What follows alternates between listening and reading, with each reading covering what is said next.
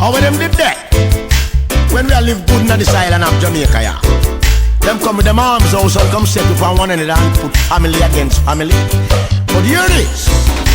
Jawara McIntosh, son of the revolutionary Peter Tosh, was only 7 when his father was murdered. He followed in his father's footsteps as a voice for justice, only to lose his own life in a brutal attack. And he wasn't alone. The children of Luciano, Spragga Benz, Cruz, and Jah Mason were also taken too soon, victims of violence and senseless killings that continue to haunt Jamaica. This has been your host, Ras Levy. Join me as we dive into the stories of reggae and dancehall legends' children who were tragically taken by violence. You and friends were not deaf. We used to go a dancehall almost every night. And you're Peter Tosh's son. That's deep. It is very deep, but it's a burden I appreciate bearing because it's an honor and a respect to be able to represent such a legend and a prophet who came in these times and uplifted people and opened people's eyes to the truth. So if there's anything worth representing, it's the truth. So I'd rather live for that than anything. Jawara Tash, son of the great Peter Tosh, wasn't just carrying a famous name, he was carrying a mission. A father, a musician, a gentle soul who believed in peace and justice. He used his voice to speak out against the criminalization of cannabis, standing firm in the footsteps of his father. But in 2017, while serving a controversial sentence for cannabis possession in a New Jersey jail, he was brutally attacked by another inmate.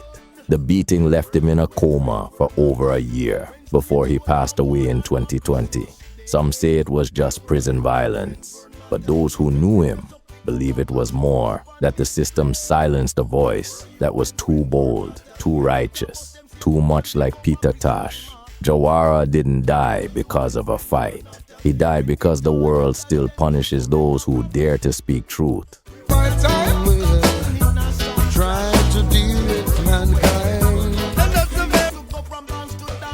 In February 2016, reggae singer Luciano's world was shattered. His 19-year-old son, Menelik Mcclemont, was stabbed multiple times in broad daylight around 2:30 p.m. near Parkington Plaza on Halfway Tree Road, St. Andrew.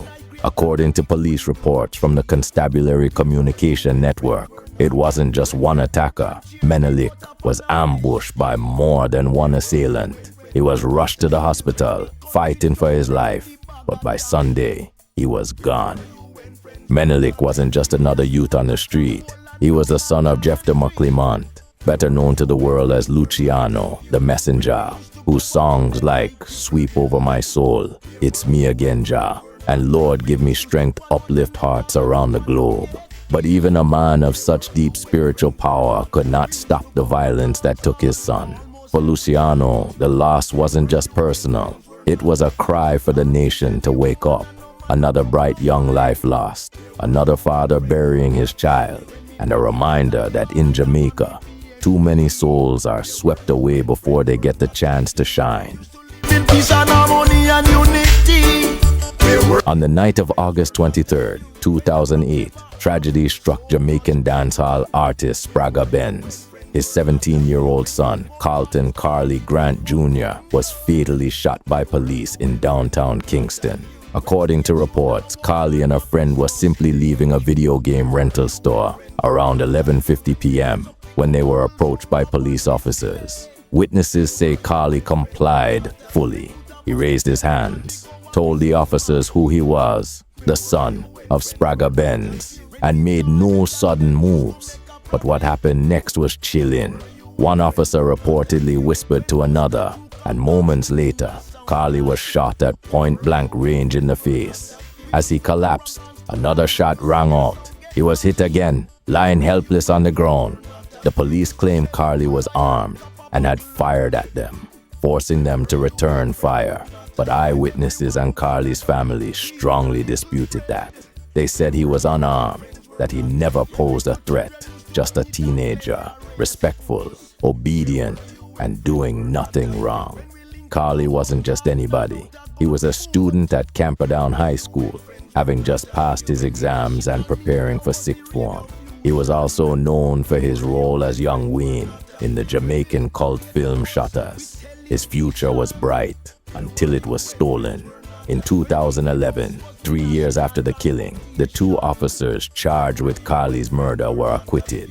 The judge said there wasn't enough evidence. The eyewitness couldn't identify the officers, and the bullet fragments couldn't be conclusively matched to their guns. Carly's death sparked outrage across Jamaica. Another young boy gone, another family shattered, and still no justice. Spragga Benz turned his grief into purpose. He founded the Carlisle Foundation, named after his son, to support inner-city youth and create opportunities where the system had failed. Carly's life was short, but his memory lives on, not only in the hearts of those who loved him, but in a movement still fighting for truth, justice.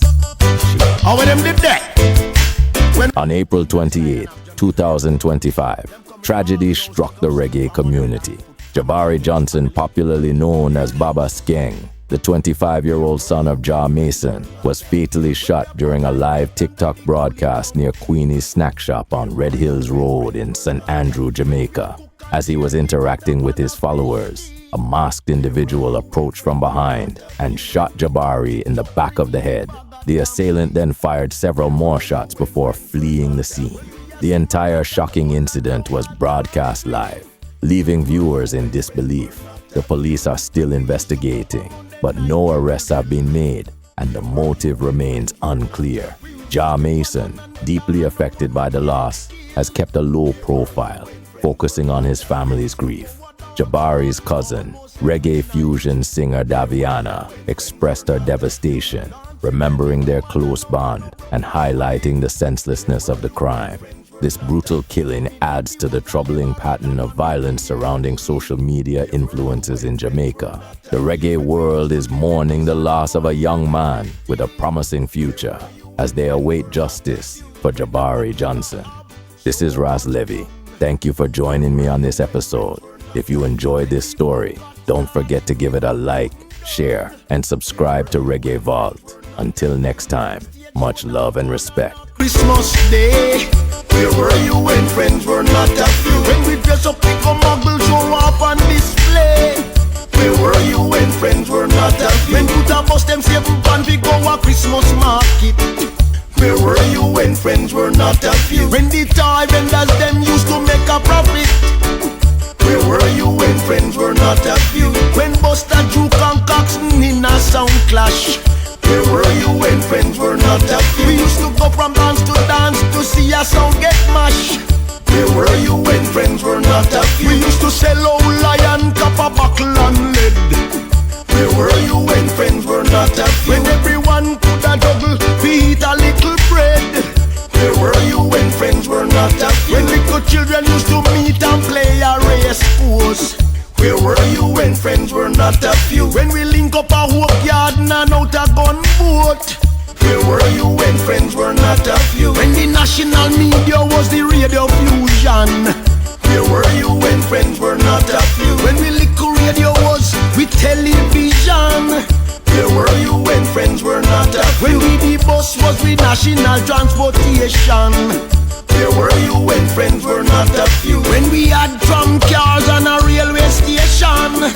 Where were you when friends were not a few? When Coronation Market was in a full swing. Where were you when friends were not a few? Down a dog park, the truck them let off everything. Where were you when friends were not a few? When anywhere we go we make a good friend. Where were you when friends were not a few? But dirty politics make the friendship end. Where were you when friends were not a few? When we are born night great and that